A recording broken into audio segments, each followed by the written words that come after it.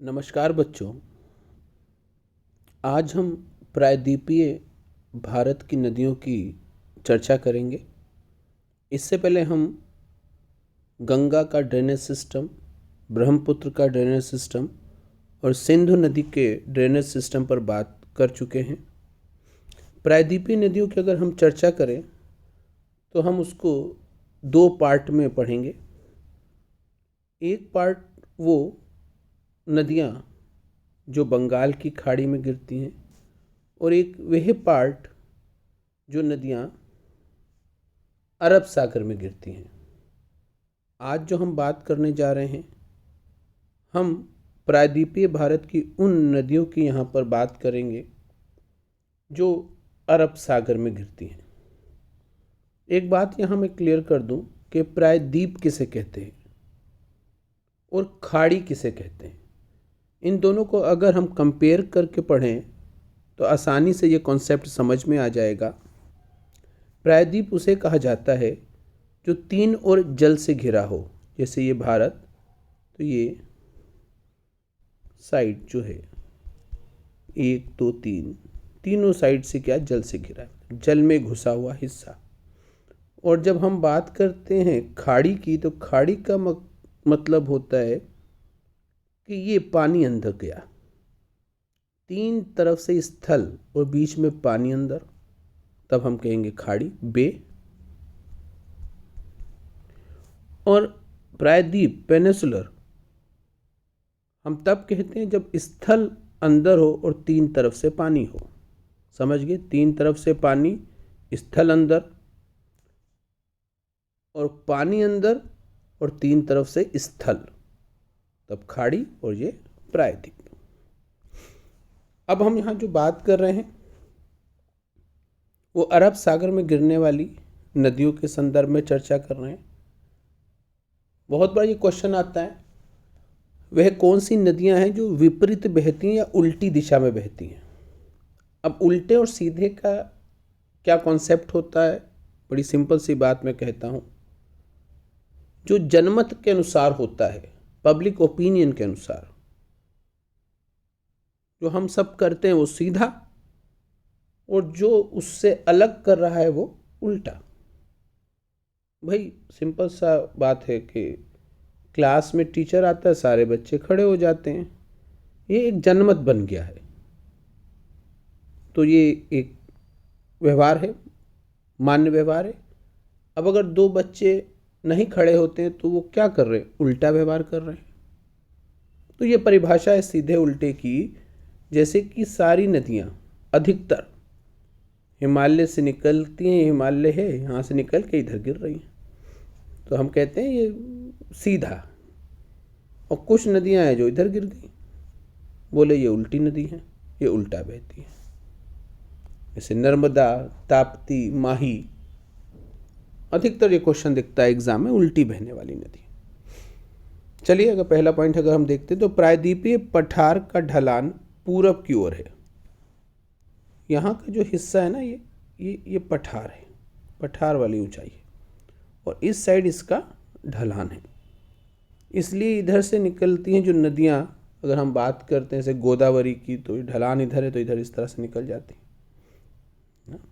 और ये खड़ा हुआ किनारा हो गया इस साइड से, तो कुछ नदियाँ यहीं से निकलकर इधर की ओर गिर जाती हैं, बहुत लंबी नहीं बहती हैं। उसी बात को लिखा गया है, प्रायद्वीपीय पठार का ढलान पूर्व की ओर है, इस कारण गोदावरी, कृष्णा, कावेरी व अन्य नदियाँ पूरब की ओर बहती हैं। पूरब का मतलब इधर ये बहती हैं, जबकि नर्मदा, माही, साबरमती, ताप्ती भ्रंश के कारण पश्चिम की ओर बहती है, इस साइड बहती है। तो यहाँ क्लियर हो गया, पश्चिम की ओर बहने वाली नदी या उल्टी दिशा में बहने वाली नदी या अरब सागर में गिरने वाली नदी। नेक्स्ट पॉइंट है, साबरमती नदी राजस्थान के उदयपुर जिले के मेवाड़ से निकलती है। गांधीनगर व अहमदाबाद इसके तट पर स्थित है। इंपॉर्टेंट क्वेश्चन, महात्मा गांधी जी से भी जुड़ा रहा। साबरमती आश्रम सुना है आप लोगों ने। नदी है, राजस्थान के उदयपुर जिले के मेवाड़ से निकलती। अहमदाबाद किस नदी के तट पर है? साबरमती नदी के तट पर। जबकि हैदराबाद जो है वो मूसी नदी के तट पर है। गांधीनगर गुजरात की जो राजधानी है वो भी साबरमती नदी के तट पर है। यहाँ हम उन सभी नदियों का वर्णन करेंगे जो अरब सागर में गिर रही हैं, याद रखेंगे। दूसरी महत्वपूर्ण नदी है माही। माही नदी मध्य प्रदेश में विंध्याचल पर्वत से निकलती है और खंबात की खाड़ी में गिरती है। देखा होगा भारत की जब बात करते हैं तो आप मैप जरूर देखें इस तरह से, कच्छ की खाड़ी और खंबात की खाड़ी, दो खाड़ियां हैं इस साइड। यही बात हो रही है अरब सागर, नीचे से अरब सागर बोल दें और ऊपर अगर गिरता है तो खंबात की खाड़ी। बड़ोदरा, बांसवाड़ा, ये जो सिटी हैं वो इस नदी के तट पर हैं। अच्छा सा क्वेश्चन है कि वह कौन सी नदी है जो कर्क रेखा, ट्रॉपिक ऑफ कैंसर को 2 बार काटती है? पता होगा आपको, ये ग्लोब है, बीचों बीच से जो रेखा गुजरती है इसे हम इक्वेटर कहते हैं। 23.5 ऊपर से गुजरती है इसे हम कर्क रेखा कहते हैं, कैंसर। और 23.5 जो नीचे से गुजरती है इसको हम कैप्रिकॉर्न कहते हैं, मकर रेखा कहते हैं। तो आप यहाँ पर देख सकते हैं कि जो माही नदी है वो इस तरह से निकलती है और ऐसे ये, तो ये रेखा कौन सी है? कर्क रेखा।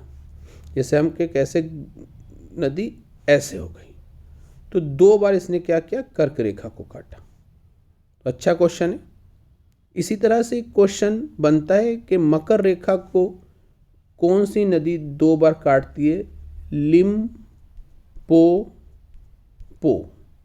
लिम्पोपो नदी मकर रेखा को 2 बार काटती है।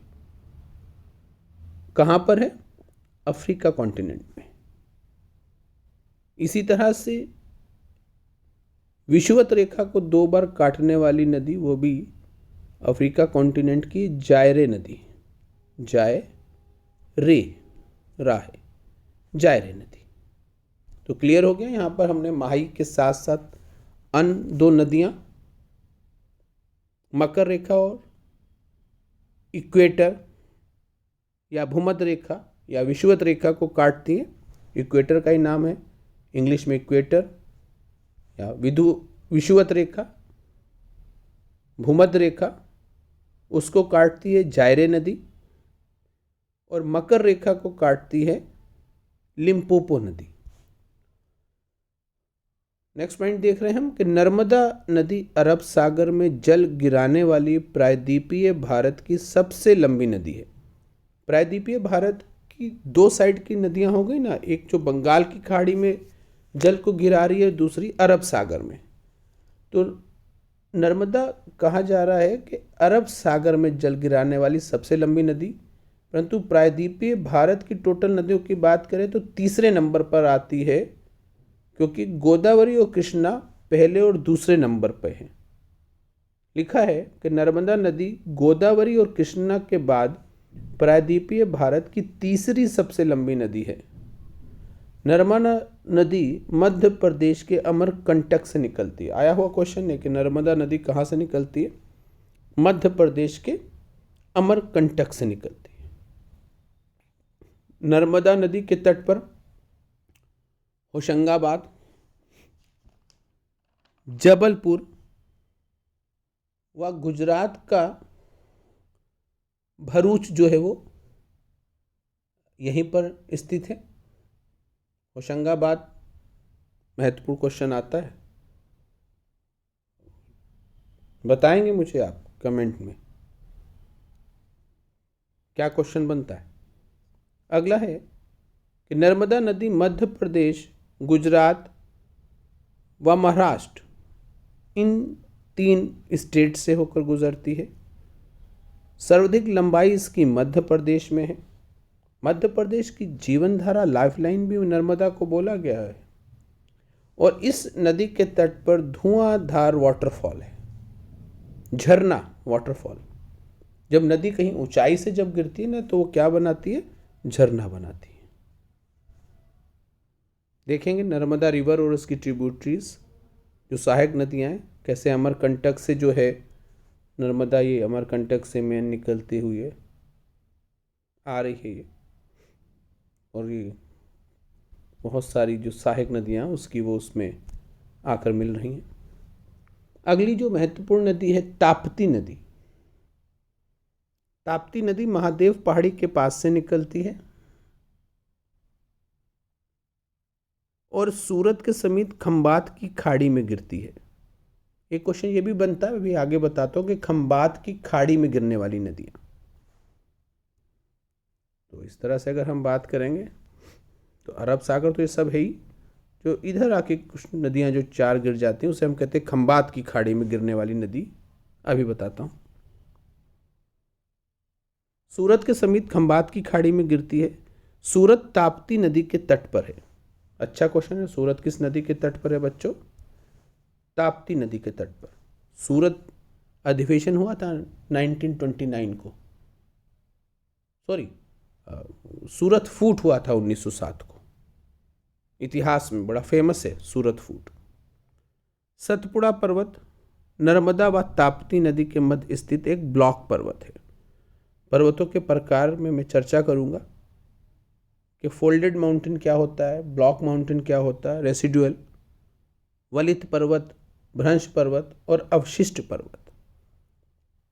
तो उसी प्रकारों में जो सतपुड़ा है वो एक ब्लॉक पर्वत है।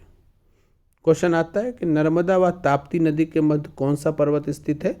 सतपुड़ा पर्वत। ताप्ती नदी मध्य प्रदेश, महाराष्ट्र, गुजरात, इन 3 राज्यों से होकर गुजरती है और गुजरात में उकाई व काकरापारा जल विद्युत परियोजना ताप्ती नदी पर स्थित है। आया हुआ क्वेश्चन है, काकरापारा जल विद्युत परियोजना किस नदी पर स्थित है? ताप्ती नदी पर। ये तो महत्वपूर्ण नदियां हैं। इसके अलावा कुछ छोटी छोटी नदियां हैं जो कागार के पास खड़े ढाल से निकलती हैं, गिर जाती हैं। पश्चिमी घाट से निकलकर गिरने वाली नदियां जो छोटी छोटी हैं और तीव्र ढाल बनाकर गिरती हैं इस प्रकार है। शतरंजी नदी कहाँ पर? गुजरात में। मंडोवी नदी गोवा। अच्छा क्वेश्चन है ये कि गोवा की राजधानी पणजी किस नदी के तट पर स्थित है? मांडवी नदी के तट पर। इसी तरह से कर्नाटक की शरावती नदी, जिस पर क्वेश्चन बनता है कि जोग या गरसोप्पा वाटरफॉल किस नदी पर है? शरावती नदी पर है। और कर्नाटक की गंगावेली नदी, गंगा अलग हो गई और गंगावेली नदी अलग है। अभी जो मैंने बोला कि शरावती नदी पर कौन सा वाटरफॉल, झरना या जल प्रपात है? गरसोप्पा, इस जिसे महात्मा गांधी जलप्रपात के नाम से भी जाना जाता है। इसी तरह से छोटी नदियां जो पश्चिम की ओर या अरब सागर में गिरती हैं, पेरियार नदी। केरल की, याद रखेंगे बच्चों, पेरियार राष्ट्रीय उद्यान भी केरल में है, पेरियार झील भी केरल में है और पेरियार नदी भी केरल में। पेरियार कौन है? एक बहुत ही प्रसिद्ध समाज सुधारक रहे जिन्होंने काम किया है लोअर कास्ट पे, अनटचेबिलिटी पे, इस तरह से साउथ में इनका एक बड़ा सा काम है। उन्हीं के नाम पर नदी, झील और राष्ट्रीय उद्यान का नाम रखा गया है। इसी तरह से भरतपुझा नदी किस राज्य में बहती है? केरल में। और पाम्बा नदी, ये कुछ नदियों के नाम हैं जो छोटी भी हैं और अरब सागर में गिरती हैं। यहां पर बताना चाहूंगा कि लूनी नदी, जिसकी चर्चा मुझे सबसे पहले करनी चाहिए थी,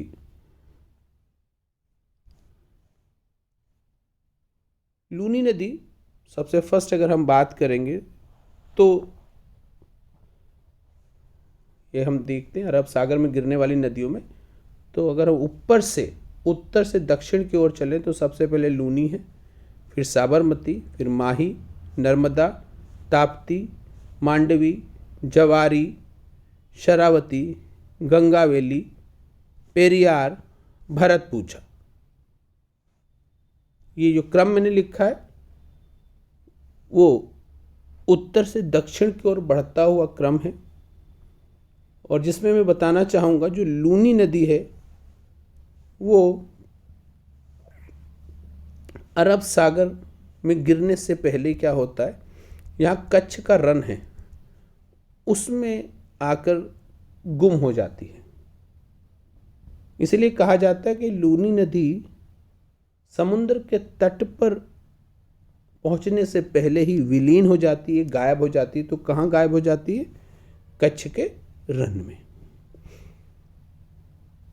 एक क्वेश्चन बनता है कि वह नदियां जो खंबात की खाड़ी में गिरती हैं, याद रखेंगे साबरमती, माही, नर्मदा, ताप्ती। बताया मैंने, साबरमती, माही, नर्मदा, ताप्ती। तो ये है खंबात की खाड़ी। यहाँ पर देख लेंगे मैप में आप, कच्छ का रण ऊपर है, नीचे खंबात की खाड़ी, और फिर ये इधर गिर जाती तो सीधे हम कहते हैं अरब सागर में गिर रही है। और क्वेश्चन बनाने का तरीका अलग अलग है। लूनी नदी की मैंने अभी आपसे चर्चा करी। इसके साथ ही एक पार्ट प्रायद्वीपीय नदियों का जो अरब सागर में गिरता है समाप्त है। अगला पार्ट में बात करूंगा वह नदियां प्रायद्वीपीय भारत की जो बंगाल की खाड़ी में गिरती हैं। इसके साथ ही आज के लिए नमस्कार और बहुत सारी दुआएं, शुभकामनाएं। बहुत सारा प्रसन्न रहें आप।